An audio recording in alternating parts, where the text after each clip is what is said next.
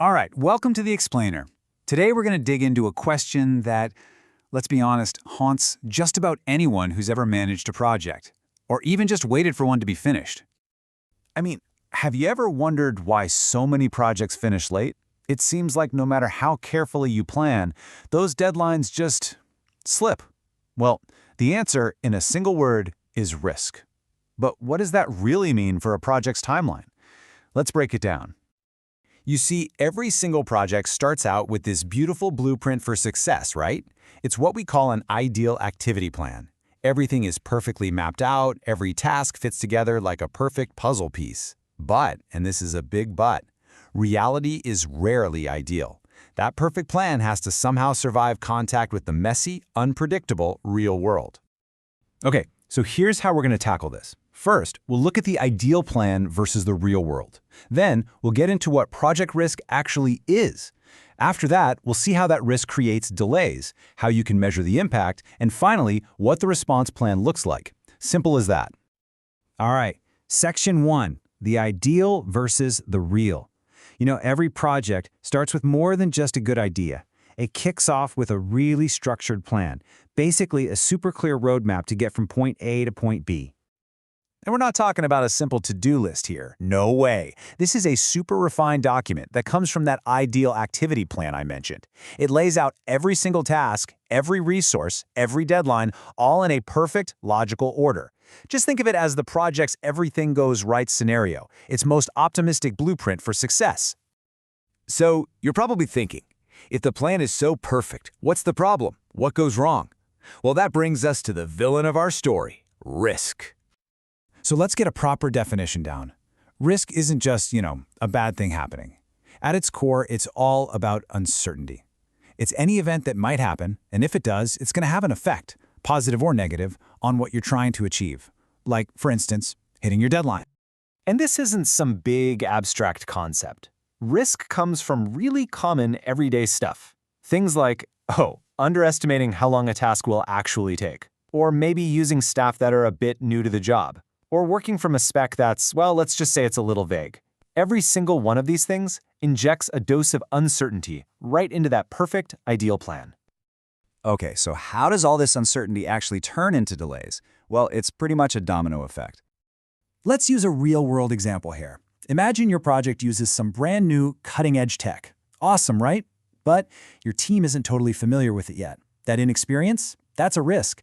It doesn't guarantee a delay, but it sure makes it a lot more likely that the development work is going to take longer than you first thought.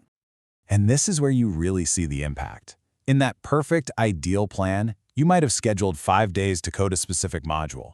But because of that inexperienced risk we just talked about, it actually takes, say, 8 days. That one little slip doesn't just affect that one task, oh no.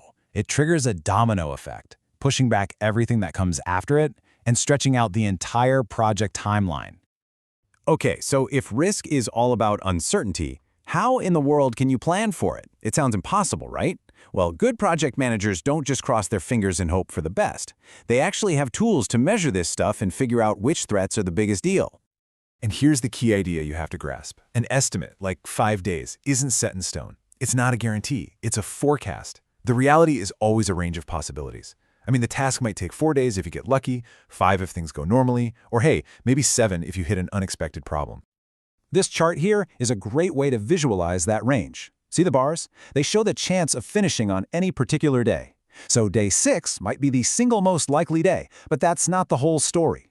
Look at that accumulated probability line. If you want to be, say, 85% sure the task will be done, you actually need to plan for 8 days. See the difference? That's a way safer bet. And it's really important to remember this. When we're talking about schedule risk, the loss isn't usually measured in money. It's measured in days. For a project schedule, time is literally the most valuable currency you have. So to get a handle on all this, managers use a tool just like this one. What they do is they list out all the potential hazards. Stuff like coding takes longer than we thought. Then they score each one on 2 things. How likely is it to happen? And if it does happen, how big is the impact? You multiply those 2 numbers together and bam, you get a risk score. That tells you exactly which problems to worry about the most. And this quote really nails the strategic part of it. Once you know what your risks are, you have to make a choice. If a task gets delayed, what do you do? Do you throw more money at it to catch up? Do you just accept a later finish date? Or do you cut corners on quality to hit the original deadline? There's no free lunch here. That impact has to be absorbed somewhere. Which brings us to our final section. You've identified the risk, you've measured it, and now, boom, it's actually happening. What's the plan? What does a manager do now? Okay, so when a risk turns from a maybe into a right now, the manager basically has two choices. Option 1 is to invoke a contingency plan, that's your prearranged backup. Option 2 is to formally change the project itself, basically admitting the original plan just isn't going to work anymore. So using a contingency plan usually means you are prepared for this. You might have built a time buffer right into the schedule. So when a task takes too long, it just eats up that buffer time. The delay gets absorbed, and you still hit your final deadline. But if you don't have a buffer, or if the delay is just too huge, then you're back to option 2, formally changing the plan.